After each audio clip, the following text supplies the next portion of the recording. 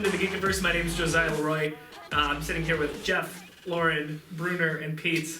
It's Austin Bruner to you. We are talking about Captain America and the new trailer for Civil War. So Captain America Civil War trailer debuted this past week. Lots to unpack with this one. And I won't say controversial, but definitely the most hotly contested, debated trailer, I think, of the Marvel films yet. It's not quite an Avengers movie, but I think that's important in keeping that this is a Captain America movie. This is personal, a lot like Winter Soldier was. So, right off the bat, any first impressions, first takeaways? I know this is something we're going to be talking about well into 2016. Yeah, just the intensity of the trailer alone is, just palpable. It's dark. Yes, it's very, very, like you said, personal for Cap and for Iron Man. And you just get the sense that there's really going to be a heated confrontation between them, which is bittersweet. It seems off the bat, obviously we have time until the movie comes out, but they've set quite a different tone for this. Absolutely. Obviously, the comics have been around for some time as far as this Civil War storyline goes, but we'll try to keep that as spoiler-free as possible. Lauren, any takeaways off the bat with this one? I mean, anything that kind of struck you that's different from the Marvel Cinematic Universe so far? I don't know, I guess I wasn't as impressed with this one, and I think you said it right, this is not a Avengers movie, this is a Captain America movie, which I have to keep in mind, but I just wasn't as impressed. It didn't completely grab me. I'm definitely gonna watch it. I definitely think it's gonna be interesting. But from the trailer itself, it's not like the Avenger movies where I was like, I need to see those right now. Sure, those are kind of the pinnacles, the highlights of the universe. This isn't going to feel like a superhero movie. No. There's no campiness in this one. There's not going to be a lot of humor. There's not going to be all those, witty, snarky remarks from Tony Stark. A lot of things we've come to love, right? Right. You're shutting your mouth. This is going to be Or there's a deep connection to Iron Man. I feel like the word somber is going to be a very good word to describe this movie. It's not bad. Which is not what you come to expect from Avengers and Marvel thus far. No, not at all. At least in the theatrical. I mean, my first impression of it, I didn't love it. Most Marvel trailers, I'm like, oh my gosh, I gotta see it right away. And that's fine. I still really expect a high quality film here. But it goes back to the Avengers thing with me. Going back into it a second time, realizing this is a Captain America movie, despite all of the stars, Black Panther, Iron Man, some of the Avengers from the past film. Spider-Man's making an appearance. I know, right? Down with that. Someone's happy. We're gonna get Spider-Man right one of these days. This is the third try. It's without Sony, so hopefully. Austin and Pete here, what struck you about this? Is there anything that's intriguing to you? Is there anything that is gripping your attention that's got you thinking at all? Yeah, we just watched it before we started recording, and I think the thing that's not grabbing you is because, like you said, it's somber, so it's not going to catch you right away like, hey, I need to watch this. It's kind of one of those, you're going to have to feel your way through it. So the one thing that caught me as we watched it was Tony Stark was saying how I was your friend too to Captain America, and then they have this teased battle scene. So that, right, it kind of hits you. It's like, all right, that doesn't grab me like, holy crap, I need to see this, but it's like, I'm going to feel something when I go and see this. There's going to be a very big struggle somewhere in the middle of the movie. You don't cross Tony Stark. You don't cross Tony Stark. You want Iron Man and Captain America to be best friends, right? Right. Yeah. They might not They never be. were. But they've never been best friends. They've never even been super hangout buddies. Right. You know what I mean? They've been rivals within. There's right? always been the tension between the two Because of them. Captain America's the good guy and Tony Stark is He's the bad boy. pushing the limit guy. Yeah, Yeah. No, I agree. I mean, one would say the Josiah Leroy of the film, right? Okay, never mind. One would say that. That's what I said. So, yes, that dynamic will play out here. Yeah, I mean, there's a couple things that are important when you start to look at it. I'm not going to make the distinction that it's a Captain America movie versus the Avengers movie because they're both star-studded, full of, this isn't the Iron Man movies were all standalone, right? Sure. Yeah. The Hulk standalone. This is not that. It's in between somewhere. Even the last Captain America movie, he had Black Widow tagging along, right? This is not going to be much different than an Avengers movie, I don't think. And I think that what we have to keep in mind of this whole thing is that this has to get emotional, because this is the wind down, right? Yeah. There's 3 films left with Chris Evans playing Captain America Mhm. and Tony and Robert Downey Jr. playing Tony Stark. At the end of Infinity Wars, those guys are gonna sail off into the sunset and just do maybe cameos, maybe nothing. Like they're moving the universe, because then they don't have to reboot everything again. Like, is anybody in the world buying a Tony Stark that's not Robert Downey Jr.? Like, I'm not. I never fell in love with Tobey Maguire or Andrew Garfield Yeah. as Spider-Man. So when they reboot that, I'm like, bring it on. Because neither of them, Yeah. I mean, like, Yeah. I like Tobey Maguire better than I liked Andrew Garfield. So do I. But it was, like, it wasn't a. They have Marvel has a great track record of casting. Yeah. Like, I'm never gonna be able to see older Charles Xavier without seeing Patrick Stewart, Right. Mhm. right? Who is one of my favorite characters, obviously, from Star Trek: The Next Generation too. So to be able to, to see those two guys, that guy playing those two things, and be able to not see him as Jean-Luc Picard when he's playing Charles Xavier. They, is there ever gonna be a Wolverine that's not Hugh Jackman? No, Can't be right? Tough, no. Right, so, and they recognize that, at Marvel, so they're moving away, they're adding Avengers to the whole thing, It's brilliant, really. Sebastian Stan, guy that plays Bucky, Mhm. has like a 9 contract deal total with Marvel. Read that someplace, not sure 100% of that, but I read that someplace, that he has a multi-contract deal. Mhm. So, Captain America's been played by, a bunch of people have carried that shield. Sebastian Stan, Bucky is one of them. So that's the get Chris Evans out and keep Captain America going without rebooting the universe. Oh yeah, absolutely. So, I think we got a glimpse of that at the end of Age of Ultron a little bit too, because Definitely. that's almost not quite, but maybe a beginning, like you said, of passing the buck on. No pun intended. I get it. No pun intended. Jeff and I did talk at one point over the years, like maybe it was after Iron Man 2, that Tony Stark or Robert Downey Jr. is Tony Stark. Oh, yeah. 100%. He's not acting on screen, No, right? He's No. He's just himself. that's him. Yeah. You see him in interviews. I mean, the difference is he's cleaned his life up a little Yeah. bit. Of course. Like, he was in a movie a million years ago called Less Than Zero, where he played a drug addict who, I'm pretty sure he dies in the end. I think he was, yeah. And that was around the time he was at his worst, or beginning that fall, like he was a mess as a human being. And so now he's playing that guy. except Quite the he's comeback. playing that guy with a huge bank account now.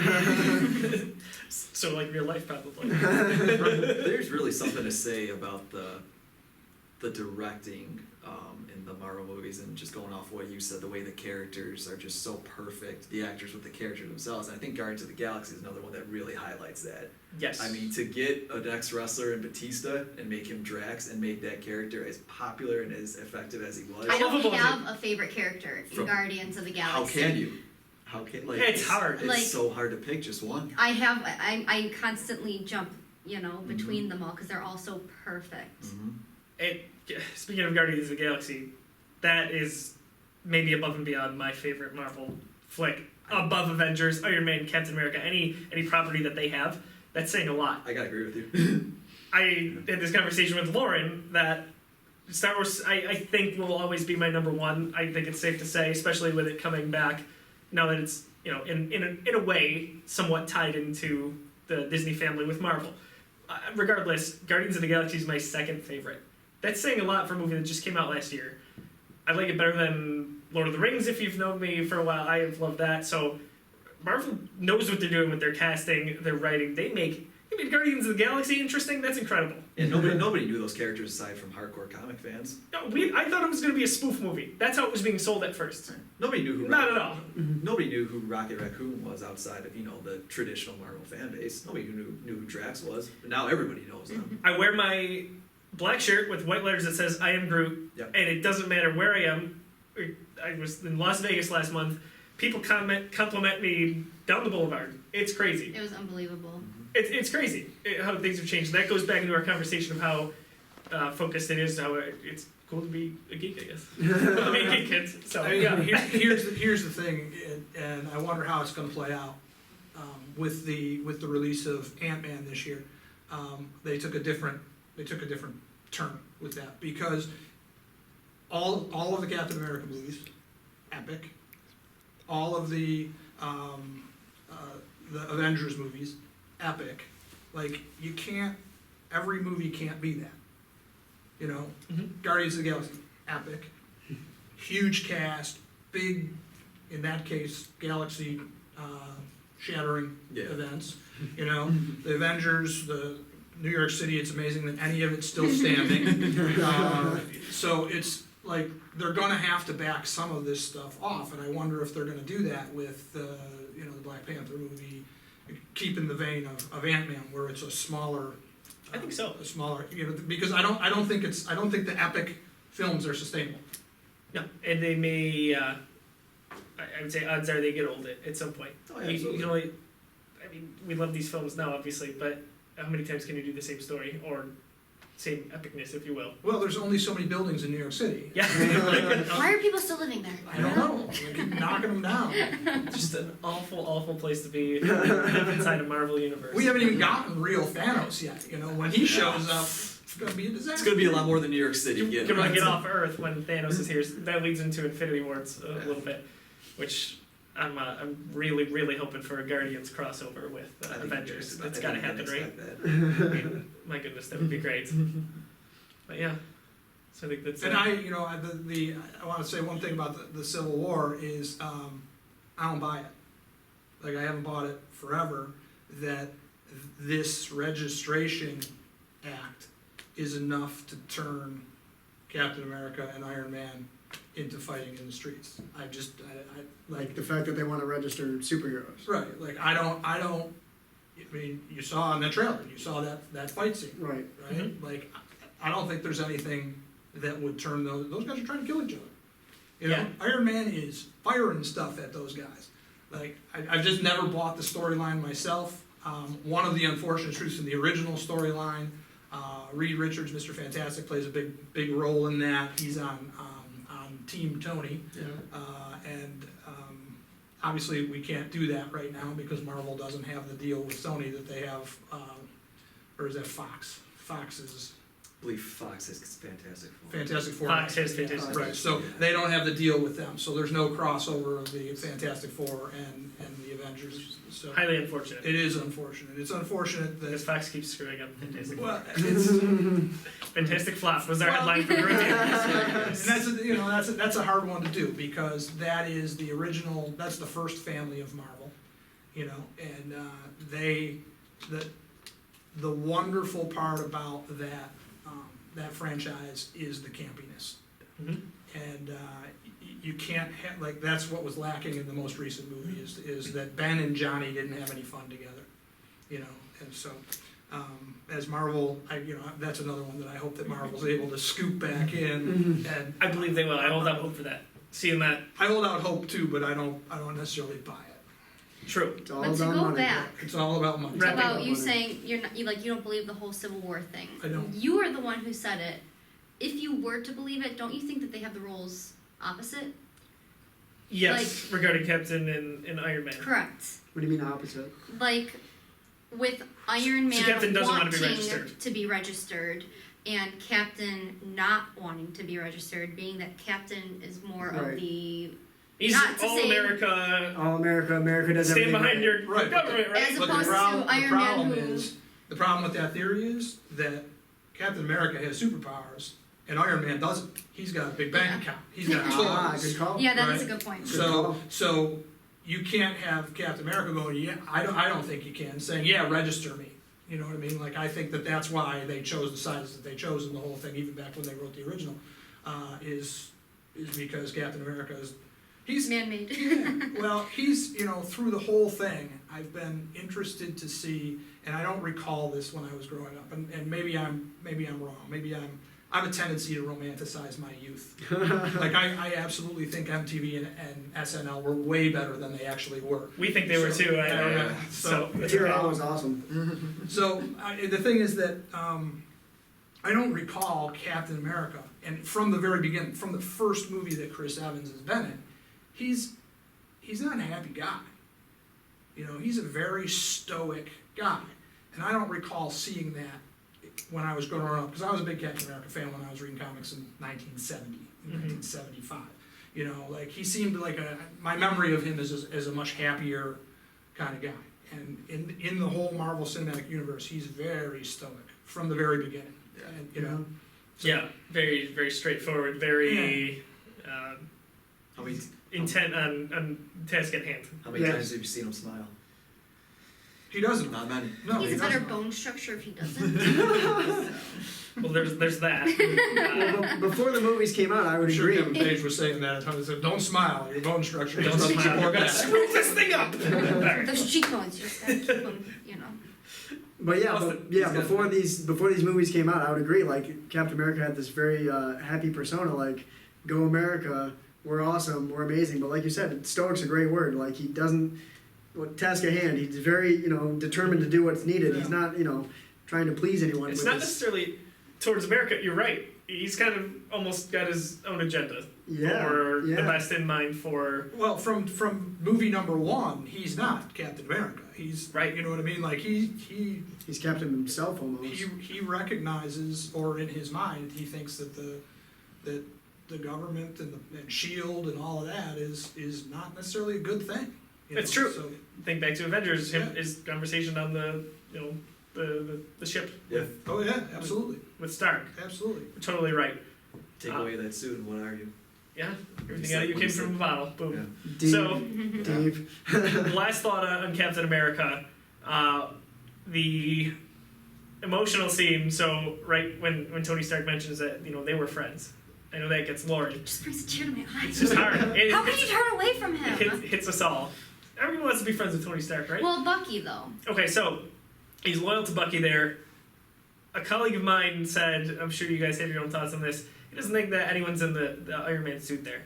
Obviously, they're leading us to believe that that's Iron Man, that's Tony Stark fighting there. At the end of that trailer when they're Yeah, being, do you think there's any credence to that, or do you think that there's someone else in that suit, or Why does somebody have to be in the suit? Obviously, in Right. past movies. Iron Man 3, Mhm. right?